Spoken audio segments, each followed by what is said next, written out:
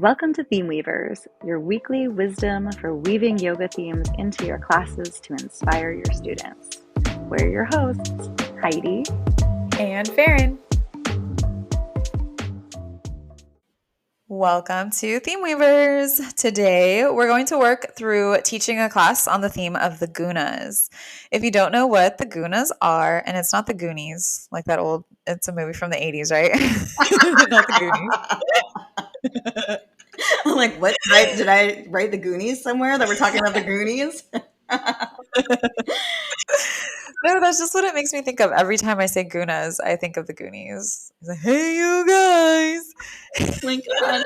Oh, do you do that when you teach on the Gunas? You're like, hey, yogis!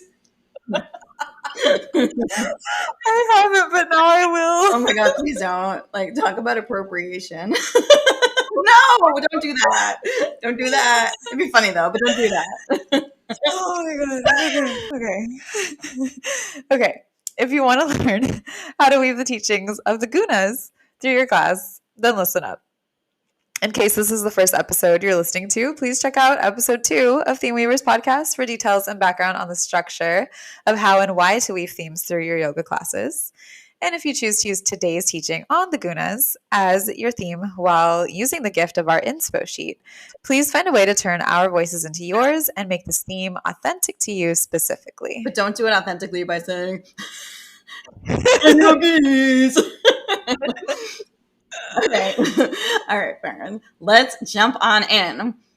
And if you're not familiar with when we jump right into Dharma Talks, this is how I teach my students a class themed on the topic of the Gunas, which is something that my students may never have heard before. Most people probably haven't, that are just casual practitioners of yoga. So this is what I would say.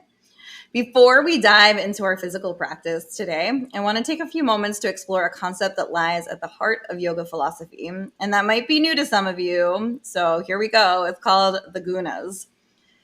In the Yoga Sutras of Patanjali, the Gunas are described as 3 fundamental qualities or attributes that constitute the fabric of our existence. That is a big thing to say and hear, because I probably would be like, I'm sorry, what? If I heard somebody tell me that. So I'll share with you the way that I've always been taught that it means. And a similar description for me that I often hear is thinking of the Gunas as the 3 forces of nature. It's a little bit easier for me to digest. So these 3 different forces, these 3 qualities are known as Sattva, Rajas, and Tamas. So for me, I always picture, I don't know if you do this, Farin, but I always picture like a line. And at the left end of the line is the word Rajas. At the right end of the line is the word Tamas. And at the center of the line, right in the middle, is the word Sattva. So let me start with that center point, Sattva. Sattva represents the force of nature that is purity, it's balance, it's harmony. It's associated with clarity, intelligence, and illumination. So when we are in a balanced state of Sattva, we experience peace, joy, and spiritual growth. And if you listen to last week's episode about teaching when times are shitty, if you're in a state of Sattva, you are able to respond instead of react to things. It's the part of the episode that Farin was talking about. So Rajas, on the other hand, on that line we had all the way to the left, embodies activity, passion, movement. It's this energy that propels us into action, but it can also lead to restlessness, to desire, cravings, and attachment when we're out of balance and living with a lot of Rajas. I'm very good at living with a lot of Rajas, if you haven't been able to tell. And then on the other end of our line, all the way to the right, is Tamas, which has characteristics of inertia, of darkness, and lethargy. It represents stagnation, ignorance, and, dare I say, decay. When Tamas dominates us, we might feel lethargic, dull, or trapped in unhealthy habits. So now you might be wondering, how do these ancient teachings apply to my life? And why is this important today in my practice? Well, remember in last season, or I guess you could say class, if we did this in a class, we talked about how one of the niyamas, our ethical principles, is self-study, or swadhyaya. Well, understanding the gunas can offer us valuable insights into our own mental and emotional states and help us learn more about ourselves. For instance, Do you ever find yourself feeling overwhelmed by the demands of daily life, constantly chasing one thing after another, or like you're chasing your own tail in circles? This could be a sign that Rajas is dominating your consciousness, pulling you away from a sense of inner peace and balance. Or perhaps you struggle with procrastination, finding it difficult to muster the energy or motivation to pursue your goals. In this case, Tamas may be holding you back, keeping you stuck in patterns of inertia and complacency. But by cultivating awareness of the gunas and learning to balance their influence in our lives, we can begin to make choices and use different tools from our yoga toolbox to help us recognize that we are out of balance and try to get to a space of sattva, that middle point, that balance. This is not always easy, and it requires dedication, self-reflection, and a willingness to let go of old habits and patterns that no longer serve us.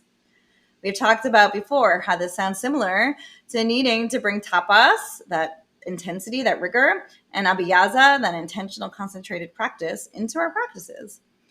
So as we move through our practice today, I encourage you to pay attention to the qualities of sattva, rajas, and tamas within yourself.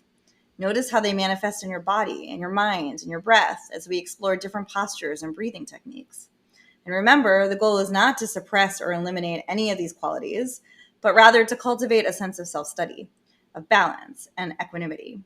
By embracing all aspects of our being with compassion and awareness, we can tap into our true potential and live with greater authenticity and joy. That sounds like fun. I like it. I like how you said that it's just like a way to think of self-awareness. Like you can be self-aware and you can think like, oh yeah, like I'm really anxious about something, or like, man, I'm feeling really lethargic today. But when you put like these qualities in there and you start to think about it from that lens, it just kind of like changes your perspective a little bit. And like, oh, like I have a lot of tamas, I have a lot of rajas. It's just a different way of looking at it. Yeah, and it kind of depersonalizes it. Like I think some of us, when we are feeling all sorts of feels on either end of the spectrum, we tend to put it on ourselves, right? Like I'm obviously an anxious person, or I'm obviously depressed, or I'm obviously like hyperactive and like I don't know how to shut up. Like we put that onto ourselves. But if we can realize that all of nature, we are made of nature, we are nature, you are nature, the sky is nature, all things are nature, and nature is made up of all of these qualities along the spectrum, this line of the gunas, and that's in everything. But we want to try and balance out the ends of the spectrum to sort of be a little bit more centered. And so that way we do still have that rajasic and tamasic energies, but we try and harness them in a little bit to balance them, not get rid of them. Everything in nature has all of those things. We don't want them to go away. Yeah, I really like that. And the way that I look at it, like I understand your line diagram. The way that I see it, maybe it's because I'm a Libra and the Libra is a scale, the scales, but I see it as like Tamas is like heavy, right? It's like dull, lethargy, all of that stuff. So it's heavy. And then there's Rajas on the other side of the scale. And so to like balance those out to get to that sattvic even state, you have to balance them. Okay, right? that's like a way better visual than a random line. We should have talked about this ahead of time. Way better. I love that. The scales of justice. The scales of nature. Scales of the Gunas. The Guna scale. I love it. Anyways, let's get into the phrase where we drop the hammer throughout class with a specific phrase at different points to help our students come back to this opportunity to reflect on the gunas as they move their bodies. So some options that you might use are, as you move, notice the interplay of sattva, rajas, and tamas within your body and breath. What do you need to find balance? Or what do you need to do to find balance? With each inhale, invite the clarity and lightness of sattva into your practice. With each exhale, release any tension or restlessness associated with rajas. Or can you see your practice as a reflection of the gunas, guiding you towards balance in mind, body, and spirit? Do you have any others? Not necessarily, but I think I would try and do, and this sort of gets us into like how this comes alive in the class. If we can just sort of segue into like an informal chat about that. Yeah. I think now that you're saying about this scales of justice, if you will, scales of the gunas, I would make this as much balance class as possible. And every time that you play with the interplay of where your weight is going in your feet or your arms, like whatever kind of balance you want to do, hands, arms, feet, whatever, one foot, one finger, I don't know, whatever it is, can you notice what happens if you bring too much rajas, how you lose your balance because you get that like forward throwing energy, or too much tamas, where like the rest of your body becomes so heavy that you can't lift it away from the ground. But the more that you draw everything in and you feel this even sensation of like the rajasic energy and the tamasic energy, you can meld in the middle and be able to find stability through this balance. Like I would bring in as much of that visual as possible for them to explore physically to help them make that connection. Yeah, I like that. I also think that it's a good practice of like finding the effort and ease. Mm-hmm. Ease is like the tamas part of it, Mm-hmm. while rajas is the effortful part of it. And Mm-hmm. so finding that balance creates that sense of sattva. And that makes it a little bit more relatable than being like, let's think about like the decay, tamas, the decaying energy within us. Like Yeah. it makes it a little bit more palatable, if you will. Right. This also kind of reminds me of in Ayurveda, the three doshas in a way. Tell me. Pitta is like the fire element, and that is kind of like rajas, right? Like it's very like wound up and energetic and I don't know. Focus. Yeah. Go. Focused. Yes. And then Vata, I guess, I don't know. Vata's kind of like airy and whatever, but I would think that's like the most sattvic, maybe the most balanced. And then Kapha is like that, like slow moving Tamas style energy. Yeah, and the doshas are in all of us, and we all have our unique composition Right. of them. But we want to try and find a balanced Right. space of. We're not going to be tridoshic, but we want to try and balance out all of our doshas as much as we can. Yeah. I love that. I love how all these things just like play together. 100%. I'm also thinking about a pranayama, like Nadi Shodhana? obviously, like I'm thinking about the Sushumna and the it being like the Sattva, right? That middle channel, and the Ida and the Pingala, like snakes swirling around you, your Rajas and your Tamas, and you want to identify with each side, but then find the balance between the two to energize that central channel, that balance space. Yeah. That's another good analogy. I think there's like a lot of, I was going to say threesomes, but I probably shouldn't use that word. I don't know. What other word can you use for that? Triples? There's a lot of threes, just the number three in yoga Triad? practices and in like, Triad? yeah, triads. That's the word. Linguistics. We know words. Really? Sometimes. Maybe. Sometimes. We know some words. Okay, so we talked about like some of the postures, some of the pranayama, maybe some of the Ayurveda concepts, but like some people are just there to move, right? And breathe, and they don't want to learn all this extra stuff that we try and sneak in. How do we make the gunas something that you can casually like teach them and then like slide it in to deepen their understanding without being so heavy in philosophy? The way that I teach, I'm like, cool, I'm going to give a theme. Take it or leave it. You can totally tune out my theme if you want, and you can just practice. You'd be like, I'm going to offer you this deepened experience of connection to some yogic philosophy. Take it or leave it. I'm not offended. Yeah. That's me being sattvic, I think. Just in balance and like not forcing anything. Yeah. Not too much rajas. Yeah. I think sometimes it makes it a little bit more approachable and relatable for people also when, and I do use Sanskrit, but finding English words to connect them to the teachings. So that way, like I'm not a very good audible learner. So if you say words to me in other languages, it's meaningless unless my eyeballs see them. Right. So like if you were sitting here and I'm on my yoga mat and you're bringing up, like I'm practiced. So I know a lot of these Sanskrit words, but if they're new words to me, I'm like, blah, blah, blah, blah, blah. Like my brain doesn't actually hear what you're saying unless my eyeballs see it, if it's new. Yeah. If it's in English, my brain has an easier time of retaining what it is that you're saying without having to see it because my brain goes to English first. That's the language that I speak. So it's just interesting to think about. Maybe that's just the way that you make it more relatable is you choose one of the definitions that's easiest to understand and you interplay between them.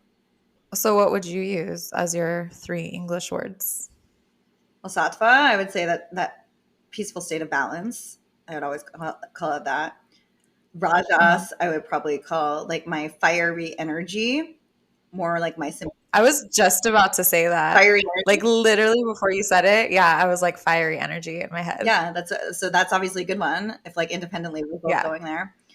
And Tamasic, so if it's fiery energy, I would say more of that like rest and digest place within us. So maybe more like the nervous system, talking about like a balanced nervous system, like your sympathetic is like your rajas, like your go, go, go, go, go. And then your rest and digest is your tamas, and trying to find a balance between the two where the interplay, like they're both going to be in you always and active at different times, but trying to balance them out as much as possible. So you're not like jumping from here to there constantly back and forth. Yeah, I like that. Why, thank you. Thank you. Cool. So we've kind of like hit on all of it. We did our Dharma talk. We did our phrases that we would tell people throughout class, how to make it more relatable by using English terms instead of the Sanskrit words. So we talked about pranayama, even doing a nadi shodhana practice to kind of even out. English, alternate nostril breathing. Sorry, I forgot to say that. Alternate nostril breathing, yes, to even out the channels. Is there anything else, or should we just put it all on the inspo sheet? I think all the other stuff we can throw in on the inspo sheet. Like this is enough if you're on your way to go teach a class that you could be like this is more than enough. Cool. So you'll find that inspo sheet at themeweaversyoga.com/episode 27. We'll list out some helpful inspiration, like some quotes or songs to bring your theme to life, as well as maybe a mantra or a mudra to pair with your pranayama and your meditations. So that's great. How do we wrap it up? Walk off of our mat and continue with the teaching of the gunas? Yeah, I invite you to take a moment to reflect on how you can carry the teaching of the gunas with you off of your mat, whether it's pausing to notice the quality of your thoughts and emotions throughout the day, or making conscious choices that support a sense of balance and well-being. May you continue to deepen your understanding and practice of yoga in all aspects of your life. Try and remember that the goal is not to suppress or eliminate rajas and tamas, that fire and rest and digest, and only live in sattva, that space of balance, but rather to cultivate a sense of balance and equanimity of all of these parts that are within us. By embracing all of the aspects of our being with compassion and awareness, we can tap into our true potential and live with greater authenticity and joy. Now, go to our website, themeweaversyoga.com/episode 27. Link is in the show notes. And request the inspo sheet for the gunas to help you bring this theme alive in your own voice, in your own practice, and in your own teaching. Then reach out to us. Reach out to Farin and I. We want to hear from you. Let us know how it lands. Share this with other yoga teachers at your studio or community that you know. We want people to be hearing us and hopefully be learning and connecting. We're here to support you, fellow yoga teacher, in your class preparation and delivery. So let us know how we can be of most support for you. Tune in next week for another episode of Theme Weavers, where we will help you feel prepared to go on and inspire your students in your next class. And if you don't know the structure of how to weave your theme through our class, go back, listen to episode 2 in the first season, so that way we can help you and be inspired. And until next time, we weave you in peace. Peace, peace, peace, peace.